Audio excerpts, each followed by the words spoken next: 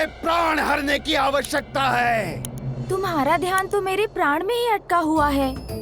अवश्य ले लेना मेरे प्राण, किंतु ये तो बताओ प्राण होता क्या है, उसका क्या महत्व है और मेरे प्राण से तुम्हें क्या लाभ होगा? इतना भी नहीं जानते बालक कि प्राणों से ही जीवन है। मैं तुम्हारे प्राण हर कर तुम्हें तुम्हारे जीवन से वंचित कर दूंगा। ओह, आप समझ आया मुझसे कहाँ भूल हुई? भूल? कैसी भूल?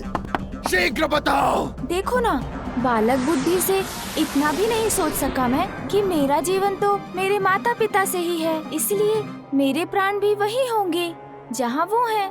तो अवश्य पिताश्री ने मेरे प्राण अपने निवास कैलाश पर्वत में ही छुपाए होंगे। आप तो मुझे वहीं ले चलिए, मैं वहाँ पहुँचकर आपको अपने प्राण दे दूंगा। कैलाश पर्वत, महादेव का निवास स्थान, वहाँ जाना तो मेरे लिए संकट उत्पन्न कर सकता है। कहीं ये बालक मुझे पुनः मूर्ख तो नहीं बना रहा।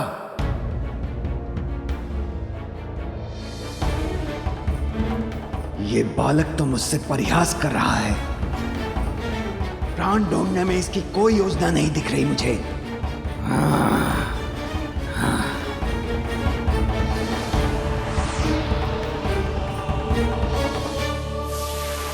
अरे अरे, कैलाश तो वहाँ पीछे है। अब कहाँ लिए जा रहे हो मुझे? अरे वो क्या था? क्या हुआ माँ? आपने कुछ देखा क्या? हाँ पुत्री, संभव है कि वो वहाँ है। मैंने वहाँ कुछ हिलते हुए देखा। हमें वहाँ देखना चाहिए।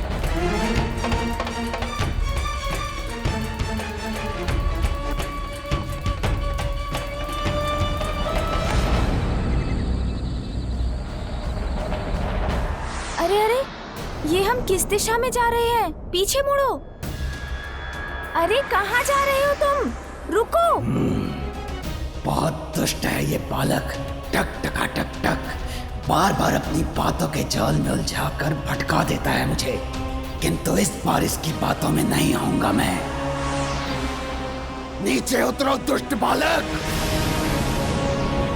अरे तुम क्या कर रहे हो?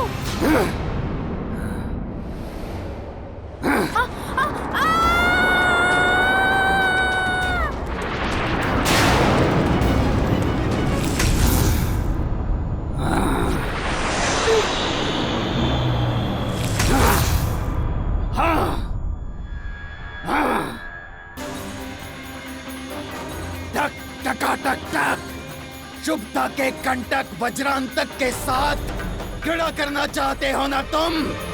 तो आओ, अब करो क्रीड़ा। अब वज्रांतक तुम्हें अपनी क्रीड़ा से परिचित कराएगा।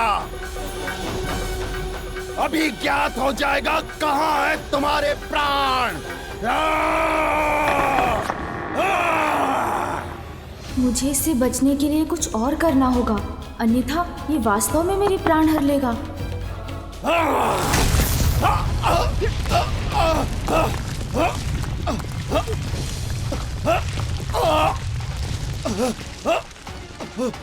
अरे ये बालक कहाँ गया?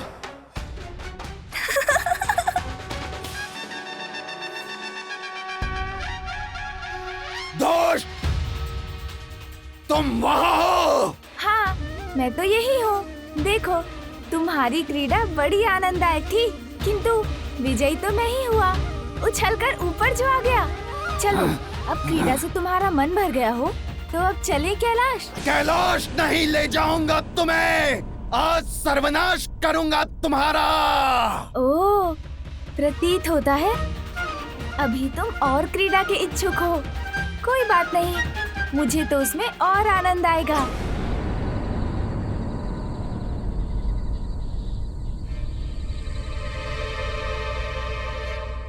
क्रीड़ा नहीं बालक, अब पीड़ा सहने के लिए तैयार हो जाओ।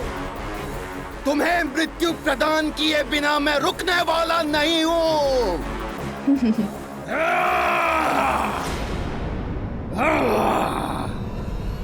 सुन जी,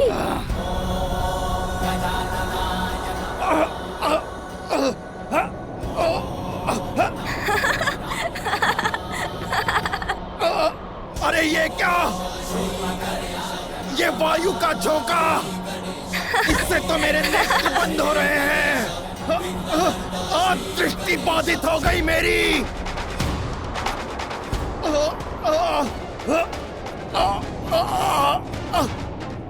किंतु कुछ भी हो जाए, आज नहीं जाने दूंगा इस दुष्ट को। उड़ाकर अंत करूंगा इसका। बहुत अच्छे सुन जी।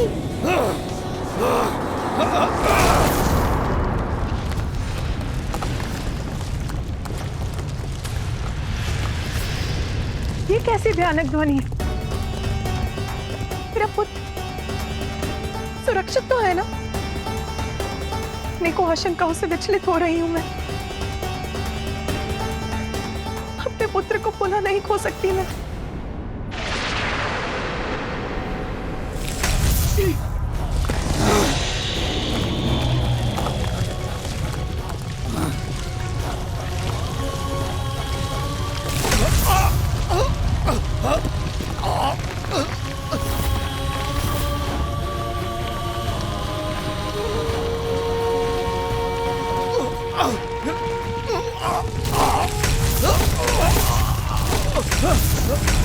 नहीं, मुझे कुछ नहीं हो सकता। शुभता का कंटक वज्रांतक हूं मैं। इसके प्राण लेकर ही रहूंगा।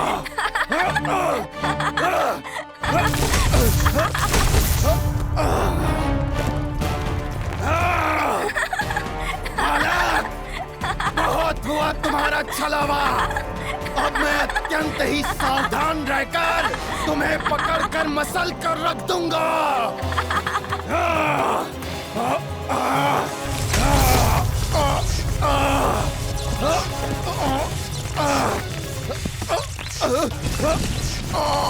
ये सुर तो खंड खंड हो रहा है। इसे तो पूर्ण रूप से खंडित कर सकता हूँ मैं। अब तुम नहीं बचोगे बालक। सुन जी, हम मिलकर कुछ करें।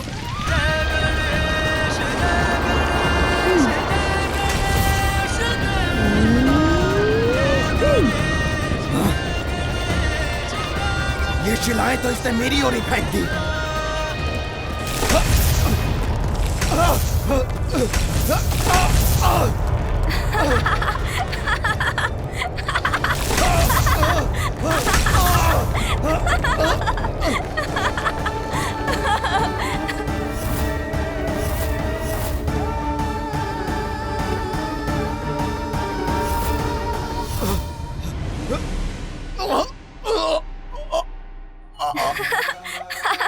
कितना आनंद आया ना सुन जी। टक टक टक टक। कैसा है ये बालक? इसने तो मुझे भी चका दिया। हिलने में भी भय लग रहा है मुझे।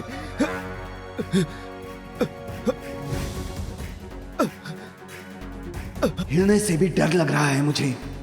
यदि थोड़ा सा भी हिला तो खंडित होकर बिखर जाऊंगा। क्या हुआ असुर जी? मेरे प्राण नहीं हरेंगे क्या? उड़ेंगे भी नहीं क्या? प्रतीत होता है अब तो आपके ही प्राण पखेर उड़ने वाले हैं।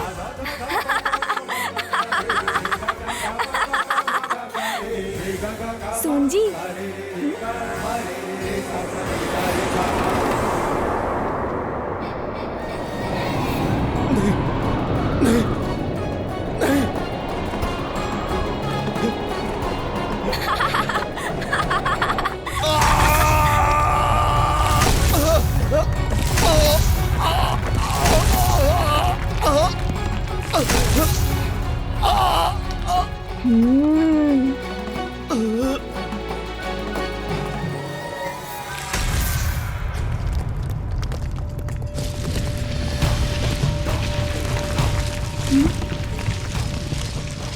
अरे ये विशाल शिला तो मेरी ओर ही आ रही है।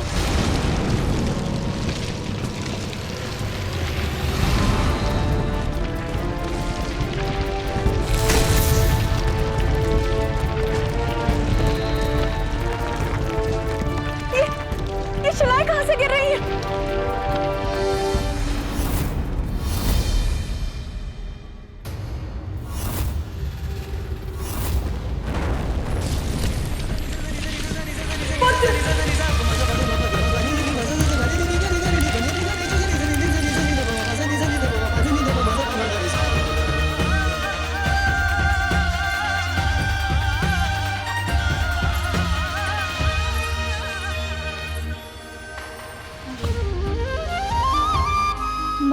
आप यहाँ? और आप सभी यहाँ क्या कर रहे हैं?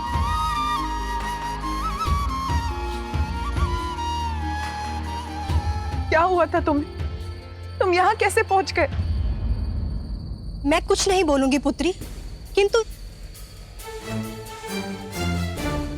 उचित है, चुप रहूंगी मैं कुछ नहीं बोलूंगी। चलो पुत्र, कैलाश वापस चल।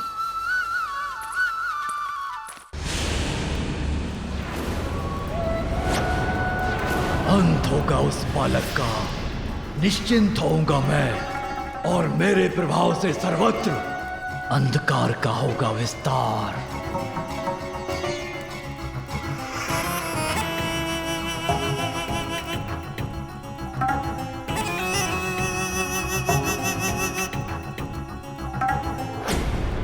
क्या समाचार लाए हो? वज्रांतक सफल हुआ ना? समाचार शुभ नहीं है। सुप्ता के कंटक वज्रांतक का अंत कर दिया उस दुष्ट बालक ने।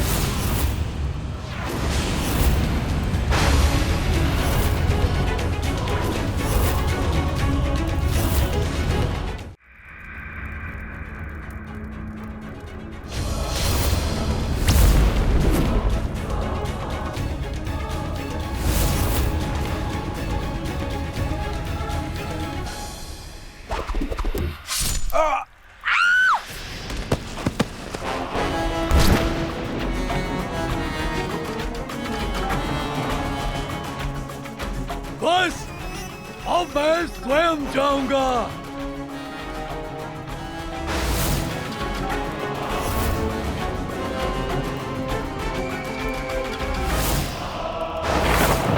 जीवन अमिट है मेरा, मिटा दूंगा उन्हें जो विघ्न बनेगा मेरे जीवन का।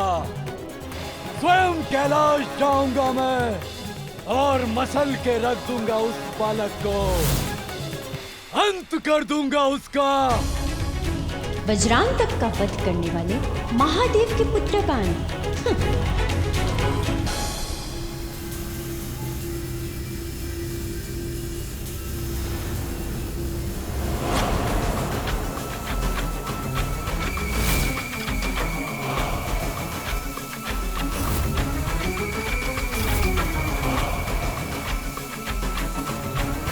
मेरी ढाल है ये मेरा मायावी कवच, सभी संकटों से मेरी रक्षा करेगा।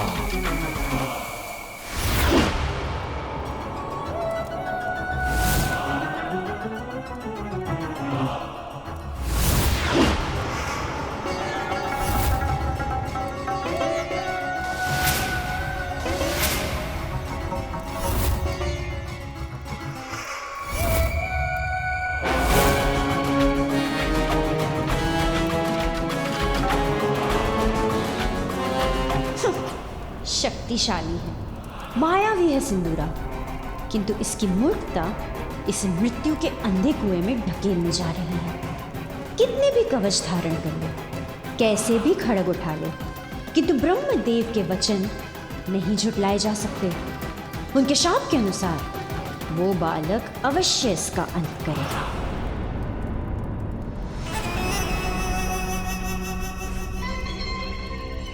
अच्छा ही है, वहां ये अपने प्राणों से मुक्त होगा और यहाँ मुक्ति मुझे मिलेगी इसके आतंक से।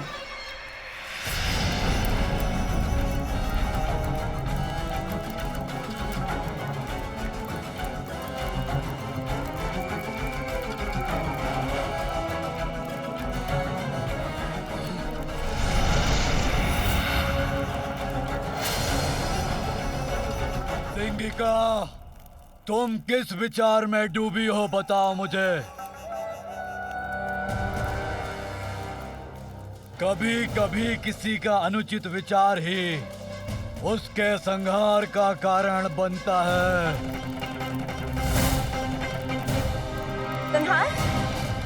संहार का विचार?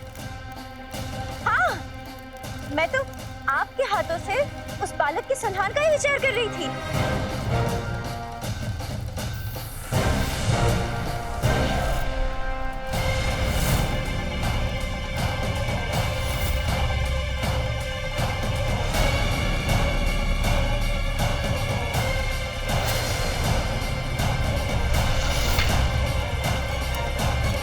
कहीं इसका क्रोध अब मेरे ऊपर तो नहीं फूटने वाला?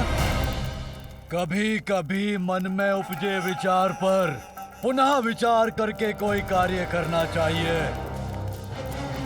मैं ब्रह्मदेव के श्राप का विचार करके रुक गया। उन्होंने कहा था वो बालक ही मेरा काल बनेगा। उनके वो शब्द भूला नहीं हूं मैं। महादेव और देवी पार्वती का दूसरा पुत्र तुम्हारा काल बनकर प्रकट होगा।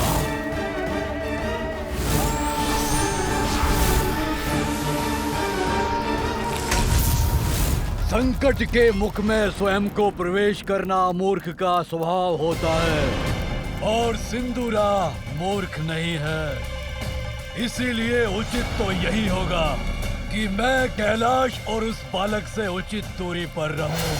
प्रतीत होता है सिंदूरा ने कैलाश जाने का विचार त्याग दिया है। मुझे कुछ करना होगा इसके लिए।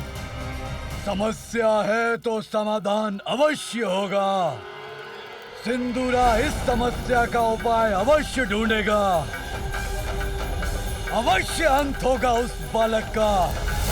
तब तक धैर्य रखो बुढ़िया सिंगिका, शांत रहो।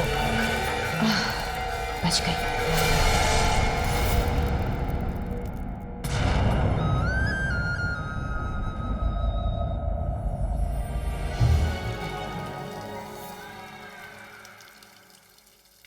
ये तो बहुत मनोरम दृश्य है माँ। क्या प्रातः उठकर इस दृश्य का आनंद लेना ही दातून करना कहलाता है? कितने प्रश्न है तुम्हारे पास पुत्र, कैसे सबका उत्तर दूंगी? ये वृक्ष देख रहे हो, ये नीम का वृक्ष है पुत्र। इसकी छाल, पत्तों और फल में अनेकों औषधियां निहित हैं, जो हमारे शरीर को निरोग रखती हैं। और इसी की टहनी को दातून कहते हैं पुत्र। ये देखो, ये है दातून। प्रातः इसे करने से दंत और उसको आधार प्रदान करने वाले मसूड़े स्वस्थ रहते हैं पुत्र, और मुख को भी स्वच्छ करता है। देखो पुत्र, ऐसे। अब तुम करो। माँ, ये तो बहुत कड़वा है। हाँ पुत्र, कड़वा तो है, किंतु प्रतिदिन करोगे तो तुम्हें इसका अभ्यास हो जाएगा। फिर इतना कड़वा नहीं प्रतीत होगा, और इसका कड़वापन तुम्हारे जीवन में स्वास्थ्य की मिठास घोल देगा पुत्र। चलो, अब बिना मुख सिकोड़े शीघ्र दातुन करो। अच्छा माँ, करता हूँ। आपका आदेश तो नहीं टाल सकता ना? पार्वती, तुमने हमें बुलाया? हाँ सखियों, अपने लाडले मेरे पुत्र को स्नान तो करवा दो।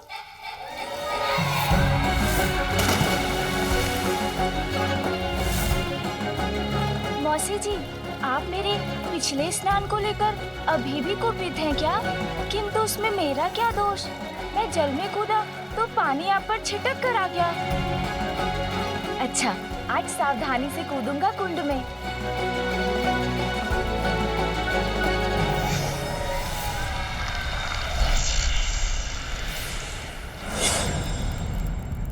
असुर सम्राट सिंदूरा, आपके अधीन असुर साम्राज्य अत्यधिक शक्तिशाली हो गया है, किंतु अभी भी हमें अपने राज्य की सुरक्षा पर समुचित विचार करने की आवश्यकता है।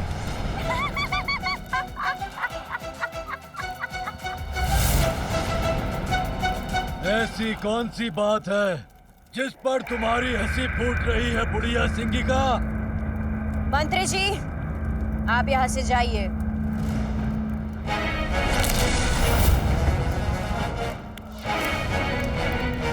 इतना दुस्साहस मेरे असुर सम्राट सिंदूरा के मंत्री को प्रस्थान करने का आदेश देने का दुस्साहस कैसे किया तुमने?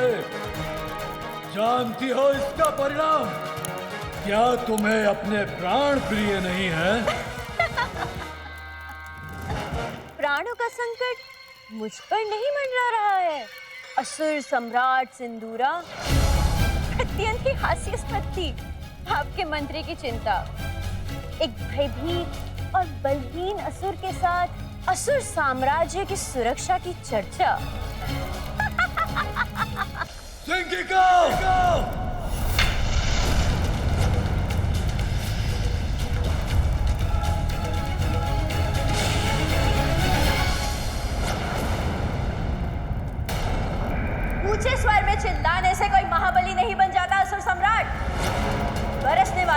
गरजते नहीं हैं। और जो मेघ गर्जन करते हैं वो चाहे कितने भी शक्तिशाली क्यों ना हो, हवा का एक छोटा सा झोंका भी उन्हें उड़ा के ले जाता है।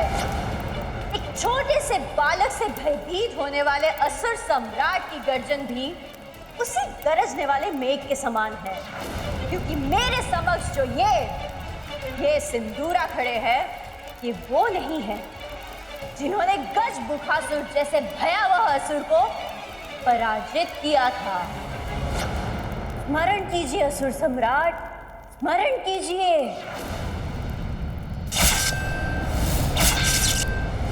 वो आप ही थे जिन्होंने केवल अपनी एक दृष्टि से भयावह गजमुखासुर को पराजित किया था। उसे पाताल के सिंहासन से हटाकर यहाँ के राज सिंहासन पर अपना आधिपत्य जमा लिया था। त्रिलोक विजेता होंगे आप। संपूर्ण सृष्टि केवल आपके नाम से थर थर कांपेगी। तब ऐसा प्रतीत हुआ था मुझे, किंतु आप स्वयं एक तुच्छ बालक से भयभीत होकर थर थर कांपने लग गए, और वो भी अर्ध बालक और अर्ध गज। उसके आतंक ने तेज कर दिया आपको। उस तुच्छ बालक से भयाक्रांत हो गए आप। मैं कुछ नहीं बोलूंगी, किंतु बस अब खीर पकनी शेष है। यदि मैं यहाँ नहीं होती तो मेरी पुत्री पार्वती ये सब व्यवस्था अकेली कैसे कर पाती? माँ, अभी तक आप तैयार नहीं हुई? आप भोग की चिंता मत कीजिए। पूजा और उत्सव के लिए मैंने उसका प्रबंध कर लिया है। तैयार हो जाऊंगी पुत्री। अब मैं बाहर जाकर वहाँ की व्यवस्था देख लेती हूँ।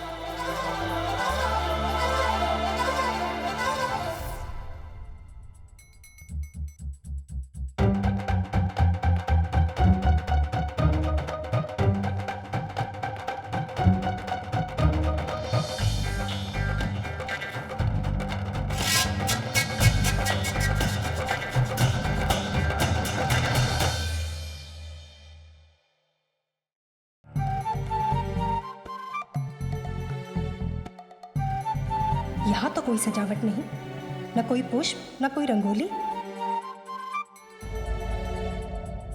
और ये गण तो ऐसे बुहार रहा है जैसे इसको किसी ने भारी दंड दे दिया हो।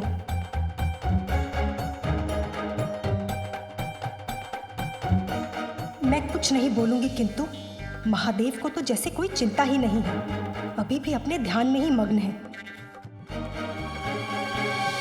माता, ये पुष्प कहाँ रखूं? यहाँ या कहीं और? मैं कुछ बोलूं? पुत्री, मैंने सोचा था कि मैं आज कुछ भी नहीं बोलूंगी, किंतु पूछना तो पड़ेगा ना कि यहाँ कोई सजावट क्यों नहीं है? ना कोई मंडप, ना तोरण और ना ही पुष्पों की लड़ियां, कुछ भी नहीं है ना माता। आप तनिक भी चिंता ना करें, हमने समुचित व्यवस्था कर ली है। देखिए, यह गण कितनी तत्परता के साथ इस स्थान को स्वच्छ कर रहा है। बस वो होते ही हम दोनों इन पुष्पों से इस स्थान की सजावट कर देंगे। नंदी, आज सभी देवी देवता, यक्ष, गंधर्व आदि इस उत्सव के लिए यहाँ पधार रहे हैं और तुम इतने ही पुष्प लेकर आए हो। किंतु माता, देवी देवता तो प्रतिदिन महादेव के दर्शन के लिए आते हैं। उनके आगमन पर हम कभी भी कैलाश को पुष्पों से नहीं सजाते। मैं कुछ नहीं बोलूंगी, किंतु आज कोई छोटा मोटा उत्सव नहीं है। पार्वती नंदन के नामकरण का उत्सव है, भव्य उत्सव है। पुत्री पार्वती, तुम्हारी छठी और नामकरण के समय सारा राजभवन चमक धमक से जगमगा उठा था। ऐसा प्रतीत होता था जैसे हीरे और अन्य रत्न जड़ दिए गए। इतना भव्य उत्सव था, ऐसी सजावट कि जिसे आज भी विस्मय से स्मरण किया जाता है। किंतु यहाँ देखकर तो ऐसा प्रतीत हो रहा है कि कुछ भी विशेष होने वाला ही नहीं। कितने से पुष्पों से सजेगा ये भवन? शांत हो जाइए माँ, चिंता मत कीजिए। आप निश्चिंत रहिए, ये उत्सव मेरे छठी और नामकरण संस्कार से भी अधिक भव्य होगा। नीलकंठ,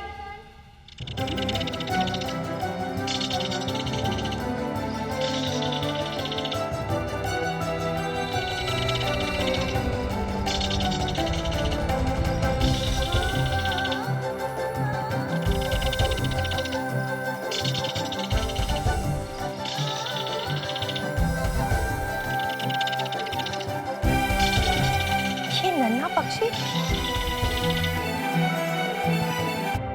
मेरे पुत्र के छठी और नामकरण संस्कार का उत्सव, इसमें तो संपूर्ण प्रकृति झूम उठे। वो ही उत्सव की संपूर्ण व्यवस्था करे, ये तो मेरी प्रबल इच्छा थी।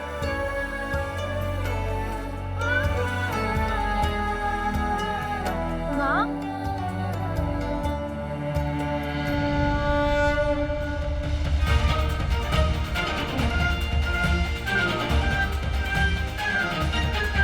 मेरे पुत्र, मेरे मंगल मूर्ति,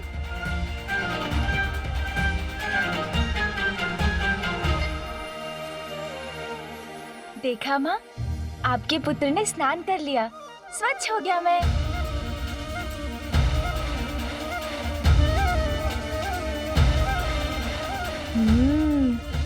इतनी सजावट, वाह माँ, हमारा भवन तो बहुत ही सुंदर लग रहा है। और ये फल तो बहुत ही सुंदर है माँ, स्वादिष्ट भी होंगे। अब तो इन्हें खाना ही होगा। रुको पुत्र। क्या हुआ नानी जी, आपने मुझे रोक क्यों दिया? इतना उतावलापन उचित नहीं, पूजा के भी कुछ विधि विधान होते हैं।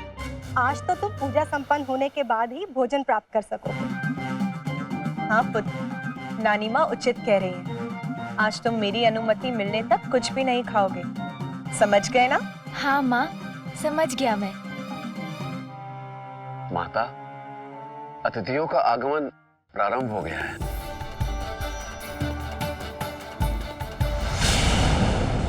बोल रही हो बुढ़िया सिंगिका, वो बालक महादेव और देवी पार्वती का पुत्र है। और आप भूल रहे असुर सम्राट सिंदूरा, या स्वयं ब्रह्मदेव के पुत्र हैं, जिन्होंने स्वयं अपने पिता सृष्टि के रचयिता ब्रह्मदेव को भी भयभीत कर दिया था। क्यों ना मैं आपको ही अपनी भुजाओं में आबद्ध करके देख लूं कि आपकी ये दी हुई शक्तियां प्रभावी है भी या नहीं। उचित कह रही हो तुम सिंगिका, ब्रह्मदेव का श्राप है तो क्या हुआ, उनका वरदान भी तो प्राप्त है मुझे। अपनी भुजाओं में भरकर मसल के रख सकता हूँ अपने शत्रु को मैं। शत्रु के मस्तिष्क पर नियंत्रण पाकर उसका अंत कर सकता हूँ मैं पुत्र हूँ ब्रह्मदेव का, और वो तुच्छ बालक मेरा सामना नहीं कर सकेगा। वध करूंगा मैं उसका।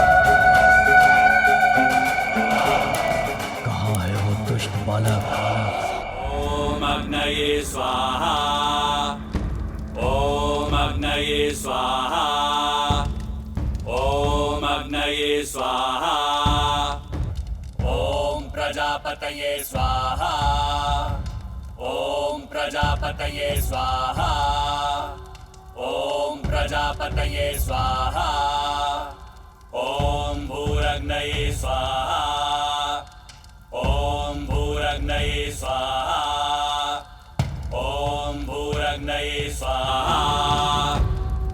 बालक की कुंडली प्रस्तुत की जाए। कुंडली?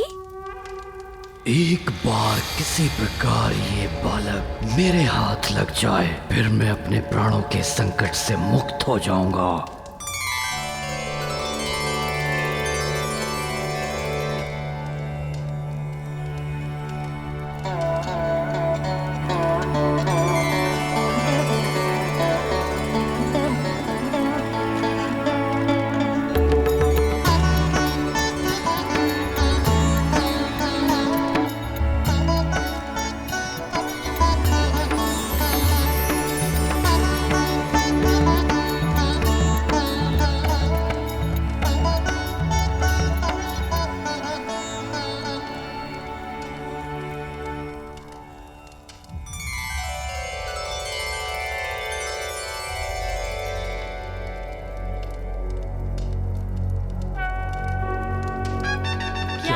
प्राप्त हुआ है बालक को? क्या नाम दिया गया उसे? अभी पता चल जाएगा पार्वती नंदन का क्या नाम है।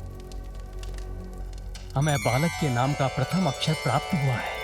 अब ब्रह्मदेव वो अक्षर देवी सरस्वती को बताएंगे।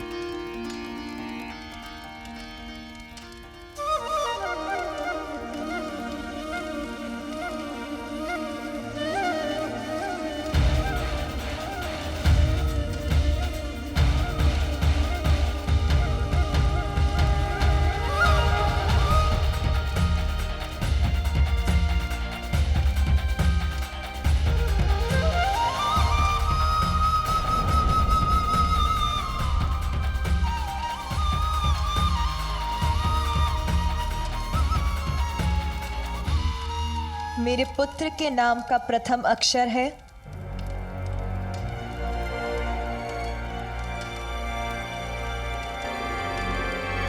ग ग ग ग प्रथम अक्षर है ग निकला है। ग से नाम प्रारंभ होगा।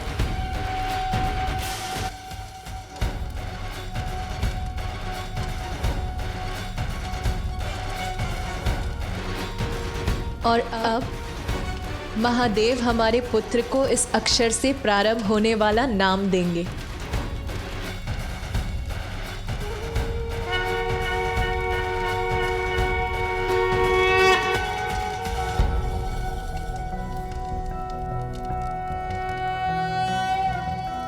कोसि कदमोसि कस्यासि को नामासि यस्य ते नामा मन्महीयं त्वा सोमेनाति त्रिपाम् भूर्भुवस्वः सुप्रजा प्रजाभिः स्यातं सुवीरो वीरः सुपोषपोषः ॐ कोसि कदमोऽस्येषोऽस्यमृतोऽसि आहस्पत्यं मासं प्रविश गजानन।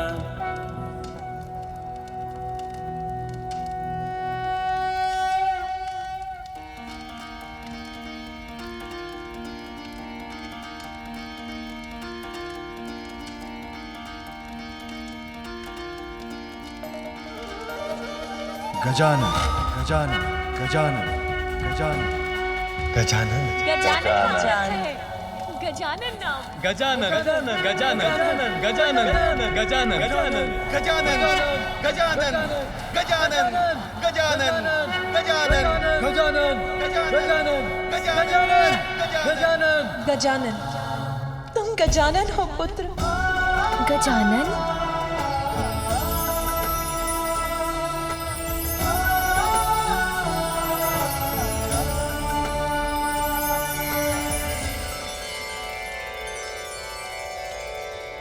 हे बालक, त्वमायुष्मान वर्चस्वी तेजस्वी श्रीमान भूया। भिन्न भिन्न स्थानों पर जाकर बालक के नाम की घोषणा कर दो, जिससे सभी को महादेव और देवी पार्वती के पुत्र का नाम ज्ञात हो जाए। देवगण, अब विधियां संपन्न हो चुकी हैं। हम देवताओं को यहाँ से प्रस्थान करना चाहिए। अब यहाँ रहकर कोई लाभ नहीं है।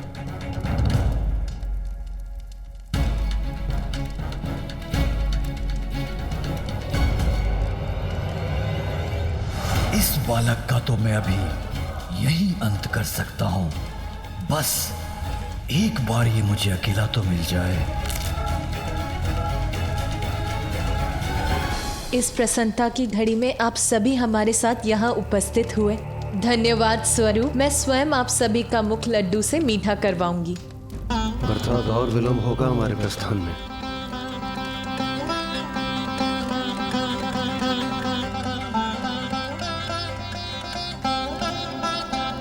लड्डू, बहुत सुंदर नाम मिला है बालक को। हाँ, गजानन को सुनने में भी कितना अच्छा है। मुख तो अवश्य मीठा होना चाहिए। इतने आनंद की बात जो है, हाँ, आज है इतने आनंद का अवसर। भूख के कारण मेरा उदर अब ऐसी ध्वनि उत्पन्न कर रहा है। मुझे भोजन चाहिए माँ। माँ किधर गई?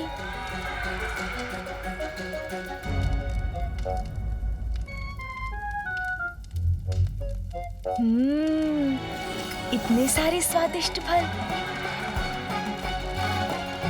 इन्हें ही खा लेता हूँ।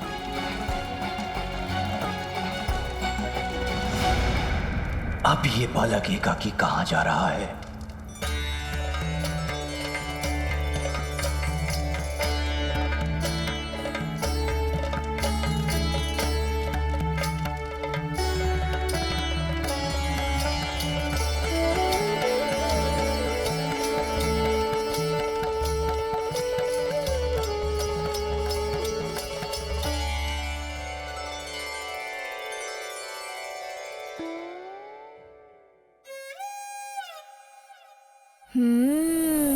अब मैं इन्हें खाऊंगा।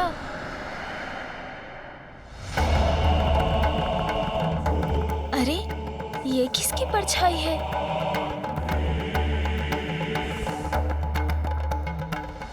देवी पार्वती, हर्षोल्लास के इस वातावरण में आप हमें मत भूल जाइएगा। गजानन को नाम मिलने की प्रसन्नता में हमारा मुख भी मीठा करवाइए। यहाँ से शीघ्रता से जाना चाहता हूँ। ये देवी सची को समझ में नहीं आ रहा है क्या?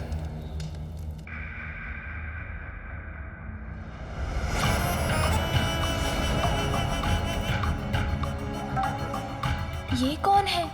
मुखमंडल सौम्य है, किंतु नेत्र ऐसे हैं जैसे ज्वाला धधक रही हो उनमें। जो भी हैं, विचित्र हैं। विचित्र गजमुख बालक है ये, इसीलिए दुर्बल ही होगा।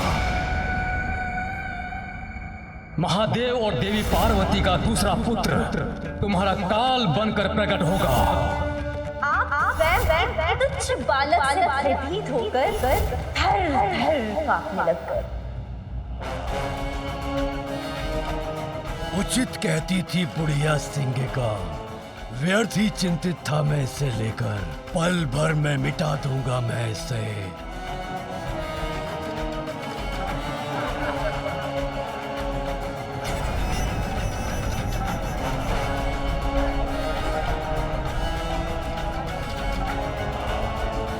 एक बार किसी प्रकार ये बालक मेरे हाथ लग जाए, फिर मैं अपने प्राणों के संकट से मुक्त हो जाऊंगा। कौन है आप? और मुझे ऐसा क्यों प्रतीत हो रहा है जैसे आपके मन में अनेकों विचार आकार ले रहे हो मुझे देखकर। तुम्हारी मृत्यु हो मैं, ये तुम्हें अभी ज्ञात हो ही जाएगा, किंतु उसके पूर्व तुम्हें यहाँ से हटाने का उपाय ढूंढना होगा मुझे।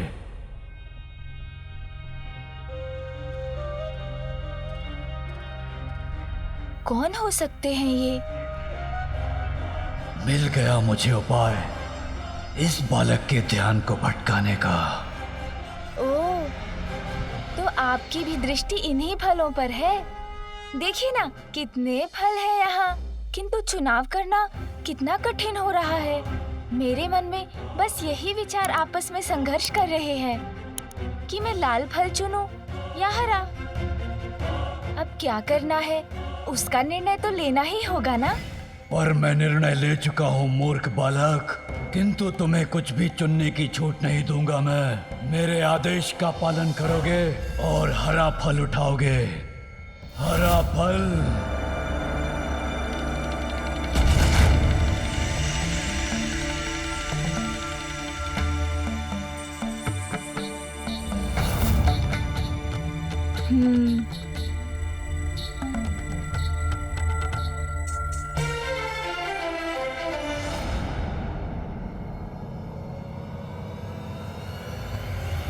विघ्न बनोगे तुम मेरे जीवन में।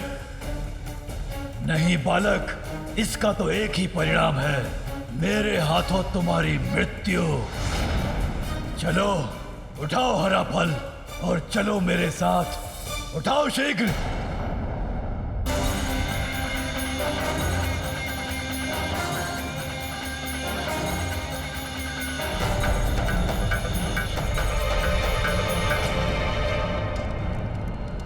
देवी पार्वती, किसका स्वर था ये? किसने पुकारा मुझे? देवी वजनी, शनिदेव।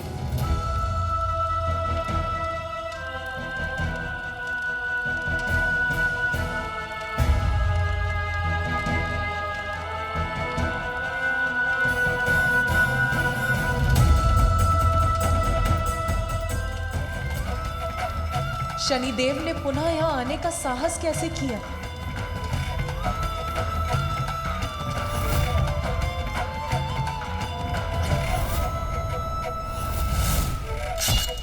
ठहर जाइए, किसी को भी भीतर जाने की अनुमति नहीं है।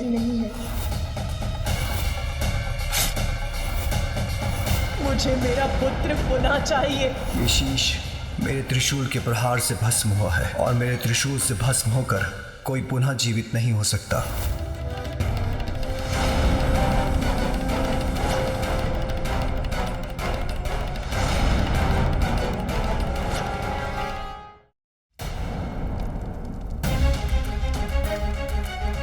संकोच का कोई स्थान नहीं है। अब तुम्हें वही फल उठाना होगा जिसका चयन मैं कर चुका हूँ। उठाओ हरा फल, उठाओ बालक।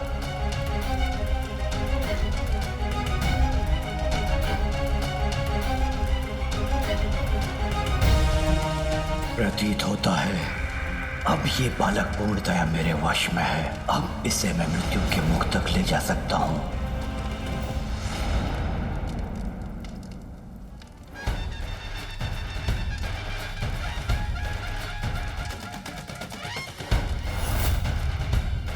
किंतु आपने तो मुझे बताया ही नहीं कि आप कौन हैं। ये तो मुझसे प्रश्न पूछ रहा है, अर्थात इसका मन मेरे नियंत्रण में नहीं। अच्छा आप बताइए ना, आप तो अवश्य मेरे नामकरण के उत्सव में भाग लेने आए होंगे, है ना? आपके यहाँ आने के लिए धन्यवाद। देखिए ना, मैंने तो अपना फल चुन लिया, किंतु उसका क्या लाभ? किंतु जब तक मुझे माँ अनुमति नहीं देती, तब तक मैं कैसे कुछ खा सकता हूँ?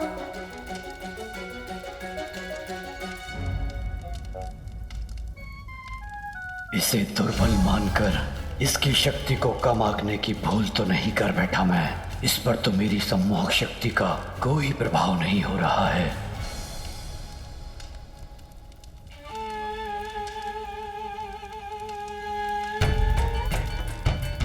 माता मुझसे बहुत बड़ी भूल हुई थी, मुझे क्षमा कर दीजिए। बड़ी कठिनाई से मैं यहाँ आपके समक्ष आकर क्षमा मांगने का साहस जुटा पाया हूँ। माते, मुझे क्षमा कर दीजिए। आपने तो मुझे उसी रात्रि दंडित कर दिया था माते, जिसके कारण आज तक मेरा पाप पीड़ा से ग्रस्त रहता है।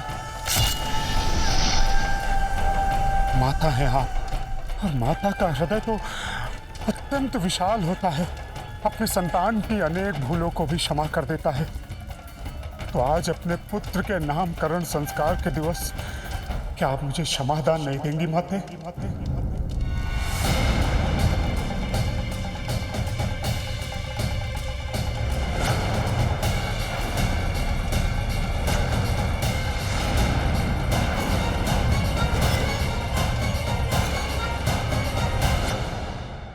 धार्मिक वीडियो सबसे पहले देखने के लिए हमारे चैनल को सब्सक्राइब करें और बेल आइकन दबाएं।